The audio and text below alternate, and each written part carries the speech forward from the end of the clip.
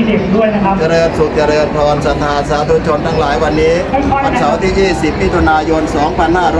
2569ได้มีโอกาสต้อนรับผู้อำนวยการโรงพยาบาลบุรีรัมย์ผู้อำนวยการและเจ้าหน้าที่มาทำบุญห่มผ้าพระธาตุพนมและทะลุบำรุงพระพุทธศาสนาที่เรียบร้อยแล้วห่มผ้าเรียบร้อยแล้วจนถึงโอกาสบอกกล่าวให้ศรัทธาสาธุชนทั้งหลายได้ร่วมสาธุและอนุโมทนาคณะเจ้าหน้าที่ผู้อำนวยการโรงพยาบาลบุรีรัมย์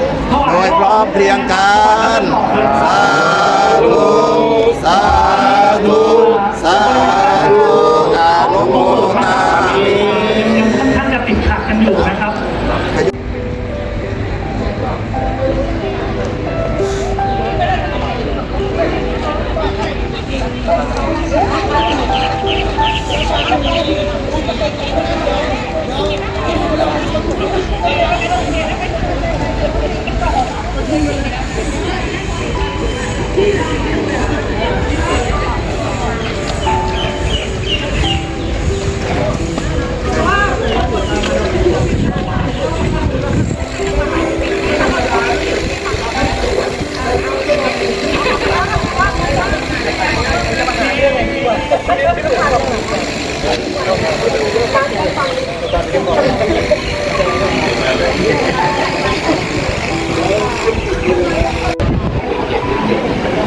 บ้านเกิดอยู่จังหวัดอุบลราชธานี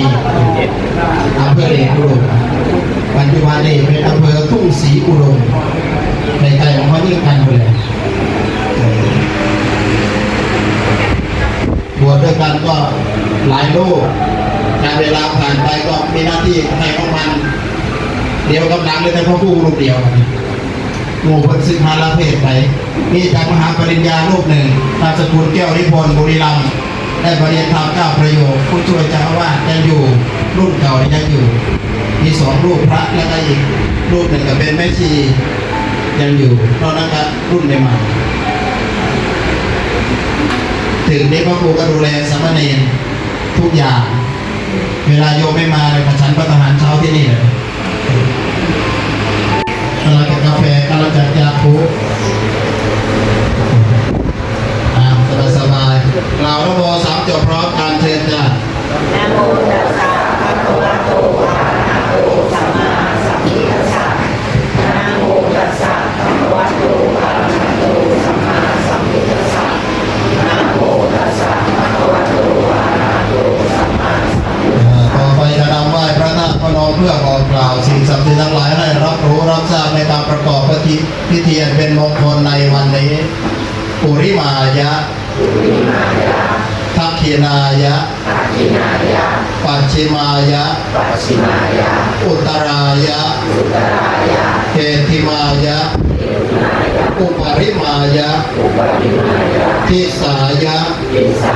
กัปปนะกิริสมิงปัพพเตมหากัสสเปนะถาปิตังโททะอุรังคาถาตุงศิรสานมามิ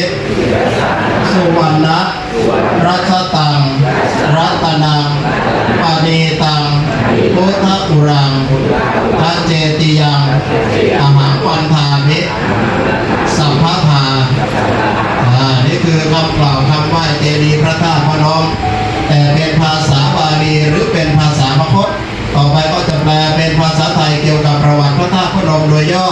เป็นศรัทธาญาติโยมได้รับรู้รับทราบเมื่อกี้ในไหว้พระธาตุพนมก็ไหว้จากฐานพระธาตุพนมถึงยอดพระธาตุพนมพระธาตุพนมสูง57 เมตรประดับด้วยเพชรก็200 เมตรฉัตรทองคำเป็นฉัตร5 ชั้นอยู่บนยอดเจดีย์พระธาตุพนมนะหนัก16 กิโลกรัมเป็นธาตุที่บรรจุกระดูกส่วนพระอุระและกระดูกส่วนหัวอกขององค์สมเด็จพระสัมมาสัมพุทธเจ้าโดยมีพระมหากัสสปะเถระพร้อมพระทหาร500 องค์นำมาประดิษฐานไว้ตามตำนานพระปุรังคธาตุได้กล่าวไว้ว่าได้นำมาประดิษฐานไว้ตั้งแต่ปีพ.ศ. 8แล้วก็มีงานนมัสการพระธาตุพนมทุกปีขึ้น8 ค่ำเดือน 3ทุกปีแต่ว่าวันที่ก็จะเปลี่ยนไปในแต่ละปีถ้าขึ้น8 ค่ำเดือน 3ก็คืองานเทศกาลนมัสการพระธาตุพนม9 วัน 9 คืน ถ้ามีโอกาสได้มาก็อย่าลืมมาถามหาพระครูสุตะเจติยานุรักษ์หรือพระครูสง่าผู้ช่วยเจ้าอาวาสท่าพนมหรือสามเณรเรียกว่าครูสปอร์ตบริการอยากรู้เลยว่าพระครูสปอร์ตว่าตามข้าแต่สิ่งศักดิ์สิทธิ์ทั้งหลายเทวบุตรเทวดาที่พิทักษ์รักษาเจดีย์พระธาตุพนมเจ้าเรือนสามพระองค์เจ้าราชครูหลวงพรเสม็ดบุรพาจารย์วัดพระธาตุพนมพระภูมิเจ้าที่เจ้าแม่ธรณีพระยาสัตนาคาพญานาคทั้งเจ็ดที่ดูแลรักษาปกปักรักษาเจดีย์พระธาตุพนมพญามุจลินที่ดูแลรักษาสาพังทองสาโบราณวัดพระธาตุพนมพระภูมิเจ้าที่เจ้าแม่ธรณีที่ดูแลรักษาอาณาบริเวณคณะบุญญาเขตสามัคคีสิ่งศักดิ์สิทธิ์ทั้งหลายจงรับรู้รับทราบวันนี้วันเสาร์ที่ 20 มิถุนายน 2569 ข้าพเจ้าทั้งหลายบอกชื่อบอกสถานที่ได้มีโอกาสมีเวลามากราบมาไหว้เจดีย์พระธาตุพนมเพื่อขอสิทธิ์ขอพรในวันนี้ได้บูชาพระองค์พระธาตุได้ลงนามหน่วยงานเจ้าภาพเจ้าศรัทธาที่พระองค์พระธาตุได้ทนุบำรุงพระพุทธศาสนาจึงถือโอกาสบอกกล่าวสิ่งศักดิ์สิทธิ์ทั้งหลายให้รับรู้รับทราบและมาอำนวยอวยชัยประทานพรให้ข้าพเจ้าทั้งหลายจงอยู่เย็นเป็นสุขปราศจากทุกโศกโรคเวรภัยทั้งหลายทั้งปวงอันตรายใดๆก็อย่าได้มากล้ำกายตั้งแต่บัดนี้เป็นต้นไปขึ้นชื่อว่ายากจนเข็นใจด้อยทรัพย์อับปัญญาขออย่าได้เกิดอย่าได้มีแก่ข้าพเจ้าทั้งหลายในการทุกเมื่อมีแต่กัลยาณมิตรคิดดีทำดีจะได้ช่วยปกป้องเชิดชูบูชาวัดวาพระศาสนาพระพุทธศาสนาให้เจริญยิ่งขึ้นไปยักเคพันเตสังโฆปฏิชานาตุมยังพันเตอิมังวัฏถังสัพปริวารังพุทธัสสะโภชนะถายะสังฆัสสะนิยาเทมะสาธุโนพันเตอายังอิมินาวัเถนะพุทธสาบูชาอัมหากันเจวะมาตาปิโตตาทีนันจะปิยชนานังทีครตังอิตายะสุขายะสังวัตตุข้าแด่พระสงฆ์ผู้เจริญขอพระสงฆ์จงรับทราบข้าพเจ้าทั้งหลายได้น้อมนำมาแล้วซึ่งผ้าผืนนี้พร้อมกับของที่เป็นบริวารขอน้อมถวายแก่พระสงฆ์เพื่อเป็นพุทธบูชาขอการบูชาพระพุทธเจ้าด้วยผ้าผืนนี้ของข้าพเจ้าทั้งหลายจงเป็นไปเพื่อประโยชน์เพื่อความสุขแก่ข้าพเจ้าทั้งหลายด้วยแก่ปิยชนทั้งหลายมีบิดามารดาเป็นต้นด้วยอิมานิมะยังพันเตจาตุปัจจยานิสัพปริวารานิภิกขุสังฆัสสะโกโนชยามะสาธุโนพันเตภิกขุสังโฆอิมานิจาตุปัจจยานิสัพปริวารานิปฏิคันหาตุอัมหากัง ทีคารตังอิตายะสุขายะข้าแต่พระสงฆ์ผู้เจริญข้าพระเจ้าทั้งหลายที่ได้กล่าวนามไปแล้ว ได้น้อมนำมาแล้ว ซึ่งจตุปัจจัยขอน้อมถวาย แก่พระสงฆ์ขอพระสงฆ์จงรับเพื่อประโยชน์และความสุขความเจริญ แก่ข้าพเจ้าทั้งหลายเนื่องในโอกาสวันนี้เป็นมงคลอย่างยิ่งที่ข้าพเจ้าทั้งหลาย ได้มีโอกาสมีเวลามากราบมาไหว้เจดีย์พระธาตุพนมเพื่อขอศีลขอพรขอความเป็นสิริมงคลขอให้สิ่งศักดิ์สิทธิ์ทั้งหลายจงมาปกปักรักษาปกป้องคุ้มครองให้ข้าพเจ้าทั้งหลายที่กล่าวนามไปแล้วพร้อมครอบครัวญาติพี่น้องดวงสาคณาญาติตระกูลดวงวานสายบุญสายกุศลกัลยาณมิตรทุกท่านทุกคนของข้าพเจ้าจงมีแต่ความสุขความเจริญในหน้าที่การงานในการประกอบสัมมาอาชีพมีสุขภาพพลานามัยที่แข็งแรงอายุมั่นขวัญยืนเจริญรุ่งเรืองในธรรมะคำสั่งสอนขององค์สมเด็จพระสัมมาสัมพุทธเจ้าผู้ตรัสรู้เองโดยชอบผู้รู้ผู้ตื่นผู้เบิกบานด้วยพระองค์เองอีกประการหนึ่งข้าพเจ้าทั้งหลายขออุทิศ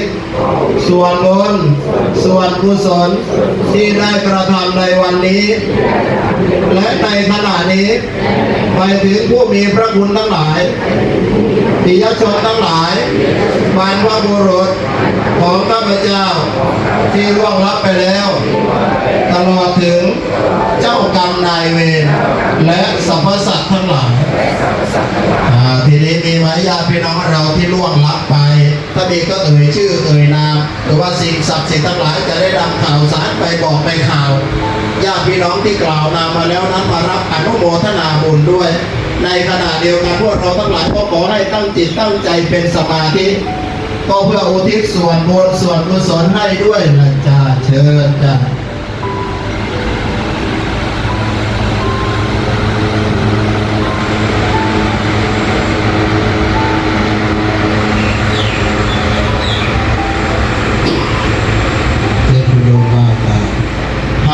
ที่กล่าวนามมาแล้วนั้นไม่สามารถที่จะทราบได้ขอเดชอำนาจสิ่งศักดิ์สิทธิ์ทั้งหลายในสากลโลกและสิ่งศักดิ์สิทธิ์ทั้งหลายที่มีหูแก้วตาทิพย์มีฤทธาศักดาเดชเทวบุตรเทวดาที่เฝ้าพิทักษ์รักษาเจดีย์พระธาตุพนมจงนำข่าวสารการกุศลไปบอกข่าวให้ท่านที่กล่าวนามมาแล้วนั้นได้รับทราบและมารับอนุโมทนาซึ่งบุญกุศลผลทานที่ข้าพเจ้าทั้งหลายได้ตั้งใจอุทิศให้ในขณะนี้หากตกทุกข์ได้ยากลำบากเข็นใจก็ขอให้พ้นจากทุกข์ถ้ามีความสุขแล้วขอให้มีความสุขยิ่งขึ้นไปสัพเพสัตตาสัตว์ทั้งหลายทั้งปวงที่เป็นเพื่อนทุกข์เกิดแก่เจ็บตายด้วยกันทั้งหมดทั้งสิ้นเวลาหอตกจงเป็นสุขเถิดอย่าได้มีเวรแก่กันและกันเลยอัพยาปชาโหตุจงเป็นสุขเถิดอย่าได้เบียดเบียนซึ่งกันและกันเลยอนิคาโหตุจงเป็นสุขเถิดอย่าได้มีความทุกข์กายทุกข์ใจเลยสุขีอัตานังปาริหารันตุ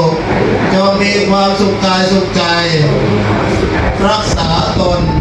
ให้ พ้นจากทุกภัยทั้งสิ้นเถิดข้าพเจ้าที่กล่าวนามไปแล้วพร้อมครอบครัวญาติพี่น้องวงศาคณาญาติตระกูลวงวานสายบุญสายกุศลกัลยาณมิตรทุกท่านทุกคน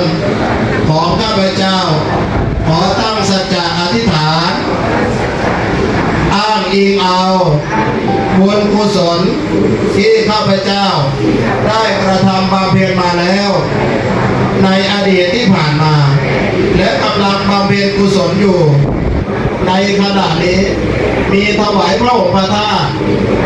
ถวายจตุปัจจัยเพื่อทนุบำรุงพระพุทธศาสนาบูรณะปฏิสังขรณ์เจดีย์พระธาตุพนมค่าน้ำค่าไฟค่าพระตำหารเช้าเพล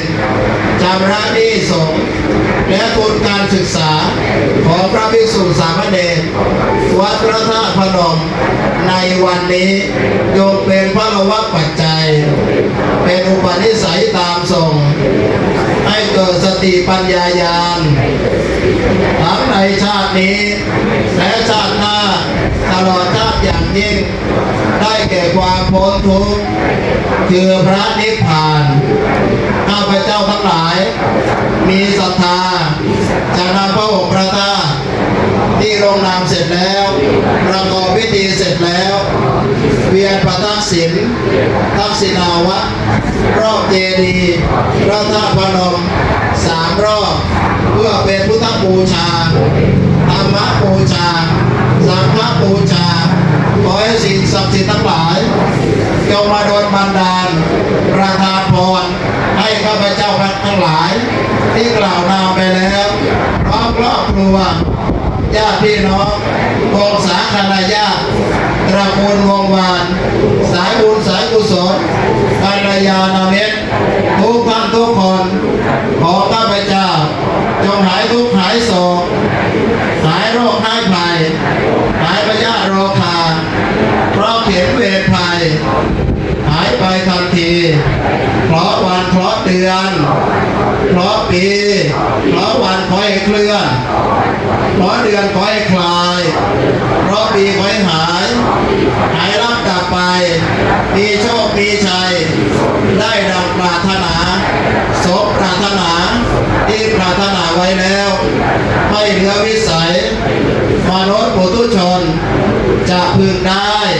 จะพึงมีขอให้สำเร็จในเร็ววันฉับพลันทันด่วนจะได้มีโอกาสทนุบำรุงพระพุทธศาสนาให้เจริญยิ่งขึ้นไปด้วยเถิดสาธุงานน้อยใช้บ่อยเงินหมดเงินมีหน้าสดเงินหมดก็หน้าแห้งไม่แห้งง่ายๆหรอกผอ.โรงพยาบาลบุรีรัมย์พร้อมทีมงานพร้อมคณะมาทำบุญขนาดนี้สถานที่ทำบุญก็ศักดิ์สิทธิ์มีพระบรมธาตุพนมเป็นสักขีพยานในการทำคุณงามความดีมีพระบรมธาตุพนมเป็นที่ยึดเหนี่ยวจิตใจพุทธศาสนิกชนทั้งหลายวันนี้ข้าพเจ้าทั้งหลายได้เห็นเป็นบุญตาได้เจรจาเป็นบุญปากได้ปฏิบัติอุปถากเป็นบุญใจมีพระครูสุตะเจติยานุรักษ์พระครูสง่าผู้ช่วยเจ้าอาวาสวัดพระธาตุพนมได้นำประกอบพิธีถวายพระองค์พระธาตุถวายจตุปัจจัยในวันนี้พระครูได้มีเมตตาเจริญพุทธมนต์สมโภชพระองค์พระธาตุสวดธรรมจักรกับพระวัตนสูตรคณะเราทั้งหลายได้ถวายเสียงสวดพุทธคุณ3 จบธรรมคุณ3 จบสังฆคุณ3 จบรวมเป็น9 จบไม่ติดไม่ขัดแม้แต่นิดเดียวกล่าวนัวสวดนัวเหลือเกินเสกตัวไม่ศักดิ์ เสกจิตให้มีกุศลเสกดีใส่ตนเสกมงคลใส่ตัวทำใจให้สะอาดเวลาเช้าทำใจให้ขาวเวลาเพลนทำใจให้เย็นเวลาค่ำทำใจให้ชุ่มฉ่ำเวลากลางคืนทำใจให้สดชื่นเวลารุ่งอรุณตั้งอกตั้งใจตั้งไว้ให้ดีตั้งแต่บัดนี้ขอจงตั้งใจตั้งตัวตั้งตนตั้งต้นตั้งมั่นฝึกฝนใฝ่ฝันฝ่าฟันฝันใฝ่อบรมอบพรจ่อจิตจ่อใจส่งเสริมสอดไส้สวมใส่ศีลธรรมศีลส่งทำให้สูงศีลปรุงทำให้สวยศีลนำทำให้รวยศีลช่วยทำให้รอดวัดจะดีมีหลักฐานเพราะบ้านช่วยบ้านจะสวยเพราะมีวัดดัดนิสัยบ้านกับวัดหลักการช่วยก็อวยชัยถ้าขัดกันก็บรรลัยทั้งสองทางอันแมวดีหมาดีมีคนรักเฝ้าคุมฟักเลี้ยงไว้ในเคหาเป็นคนดีย่อมไม่จนคนเมตตาบานบุษาสร้างดีไว้ให้คนปองสาธุหลายอย่างสำหรับย่อให้พอเอามาถวายผ้าพร้อมกันโยมพอพร้อมทีมงานคณะเชิญเลยจ้ะเอามาจับพระผมให้ตาเชิญจ้ะเชิญจ้ะ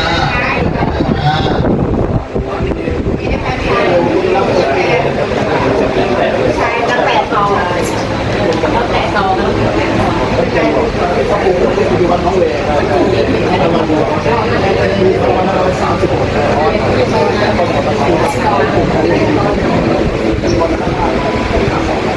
ลูกสร้างมาหน้า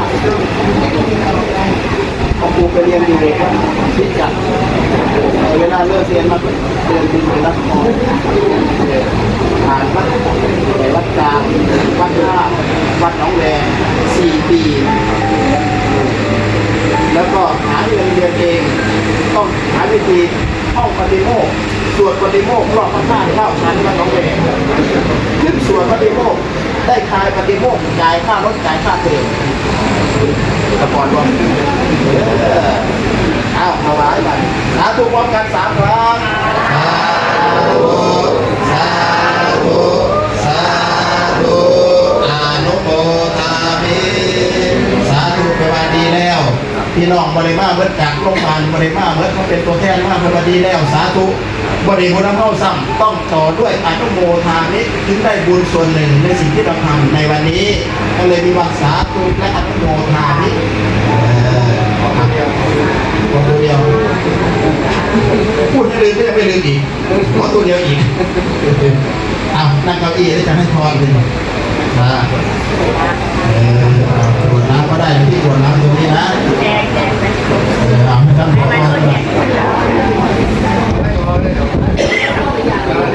เอาแจกน้ำหยาดก่อนบริการกดน้ำก่อนท่านใดมีความประสงค์กาแฟยาคูเพิ่มเติมได้นะถามทบทวนย้อนหลังก่อนพระครูชื่ออะไรเป็นคนจังหวัดไหนอุบลเหรอบวชปี 2500มาอยู่วัดพระธาตุพนมปี 2500อุปสมบทที่พระอุโบสถวัดพระธาตุพนมปี 2533ครับจากวันนั้นจนถึงวันนี้บอกพรรษาจะเป็นพรรษาอายุยอดพระธาตุเอาละเดี๋ยวแผงนี่ไปไหน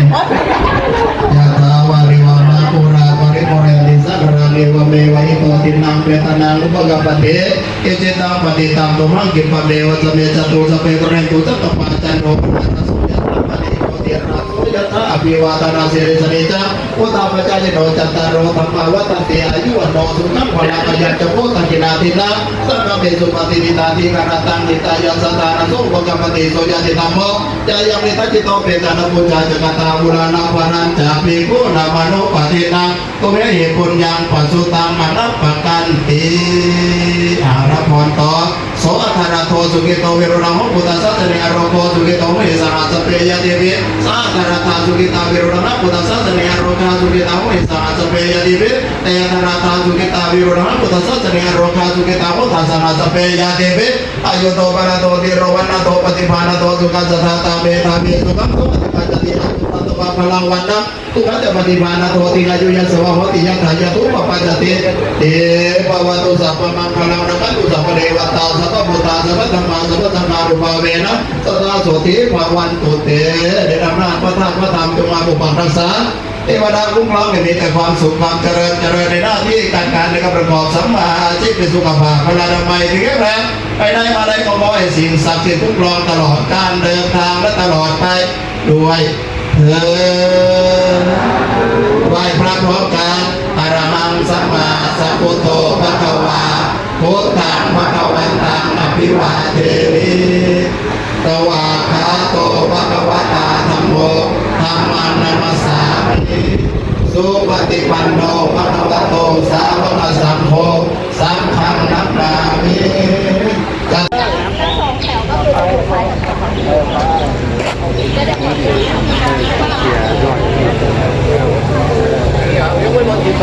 นั่นของอ้ออยู่แบบนี้นะคะของอ้อ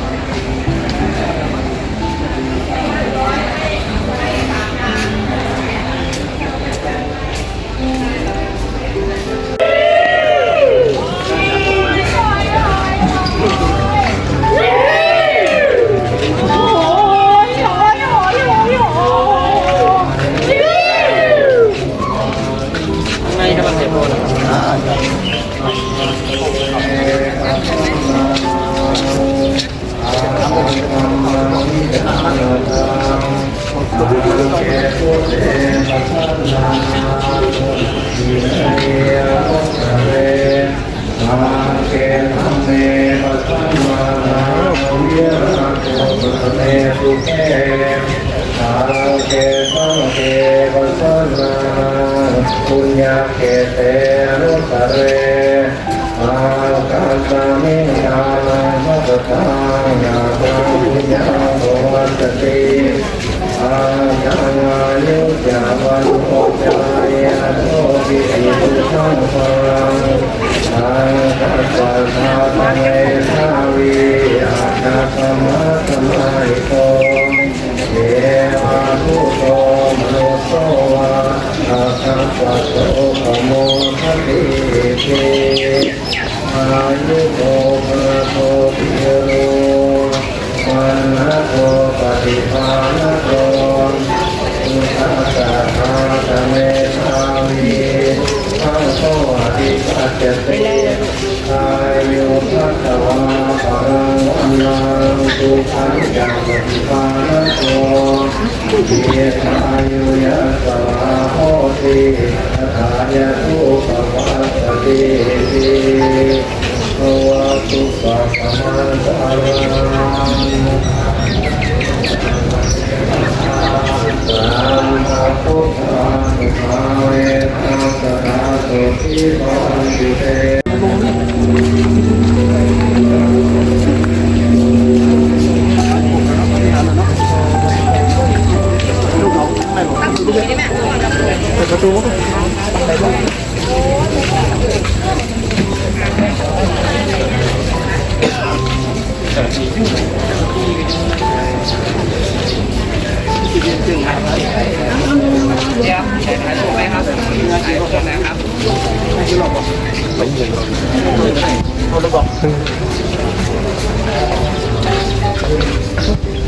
คณะเราถอดรองเท้าไปนู่น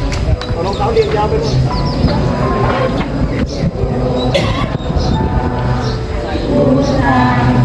วันตังอามิวาเท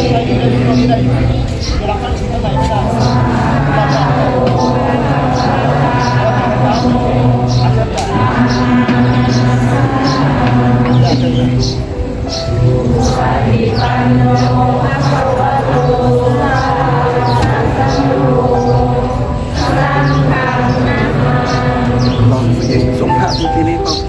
บอกมันได้ถามก็บอกมันเด้อโอ้ยจะเป็นอำนวยความสะดวกดีสำหรับสังคมเอามาผู้ชายไปเดินไปจะได้จัด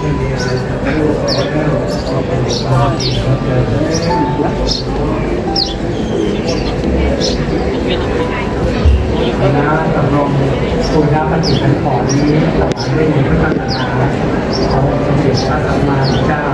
พระสัมมาสัมพุทธเจ้าและขอให้ความรู้ว่าพระธาตุของพระราชดำเนินนี้ ผู้ชายนะผู้ชายที่ส่งภาพที่ตัวบ้านเข้าช่างภาพไปเป็นนี่ต้องได้ถ่ายเป็นหน่อยแป๊บหนึ่ง ขอจงมีแต่ความเจริญรุ่งเรืองจงทำการทุกอย่างประการด้วยเถิด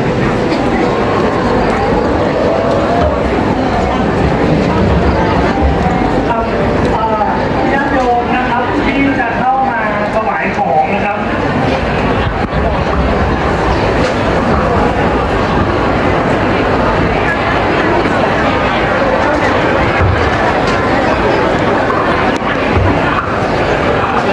นะโมตัสสะภะคะวะโตอะระหะโตสัมมาสัมพุทธัสสะนะโมตัสสะภะคะวะโตอะระหะโตสัมมาสัมพุทธัสสะเสสังมังคลังยาจามะคณะวิญญาณเสสังมังคลังยาจามะเสสังมังคลังยาจามะขอสัพพมงคลทั้งหลายที่ตั้งอยู่เบื้องหน้านี้จงเป็นมงคลแก่พวกข้าพเจ้าทั้งหลายเป็นลูกเป็นหลานด้วยสะดุ้งด้วย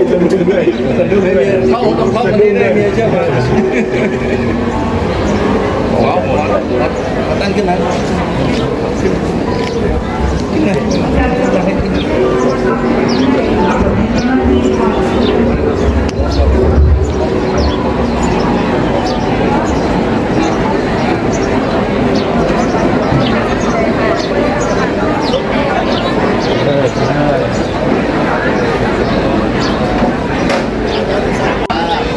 ราละโมสามจบพร้อมกันเชิญจ้านะโมตัสสะภะคะวะโตอะระหะโตสัมมาสัมพุทธัสสะนะโมตัสสะภะคะวะโตอะระหะโตสัมม มาสัมพุทธัสสะนะโมตัสสะภะคะวะโตอะระหะโตสัมมาสัมพุทธัสสะวันทามิพันเต วันทามิพันเต เตติยัง เทติยัง สัพพัง สัพพัง อปราทัง อัปราทัง นามาตุโนพันเต ทุโสปันเต กายกัมมัง กายกัมมัง วจีกัมมัง วจีกัมมัง มโนกัมมังข้าแต่สิ่งศักดิ์สิทธิ์ทั้งหลาย ที่ข้าพเจ้าทั้งหลาย ได้อัญเชิญมา เพื่อให้รับรู้ในการประกอบพิธี อย่าเพิ่งรอกันเข้ามานะครับอย่าเพิ่งรอกันเข้ามานะครับใจเย็น ใน ๆนะค วั รับ นนี้ข้าพเจ้าทั้งหลาย ได้นำพระอุปถาที่ลงนามเสร็จแล้ว ประกอบพิธีเสร็จแล้ว ใจเย็นๆนะครับ เรียนประทับศีล รอกันเข้ามาร อบเจดีย์พระธาตุพระนม3 รอบได้ห่มผ้าเจดีย์พระธาตุพระนม ไม่มีอากาศ เพื่อเสริมบุญเสริมบารมี เป็นสิริมงคล ถวายของไม่ต้องนั่งครับอาจารย์อนุญาตนะครับ วันนี้ ไม่ต้องนั่ง ข้าพเจ้าทั้งหลาย ได้เลยนะครับ บางครั้งบางที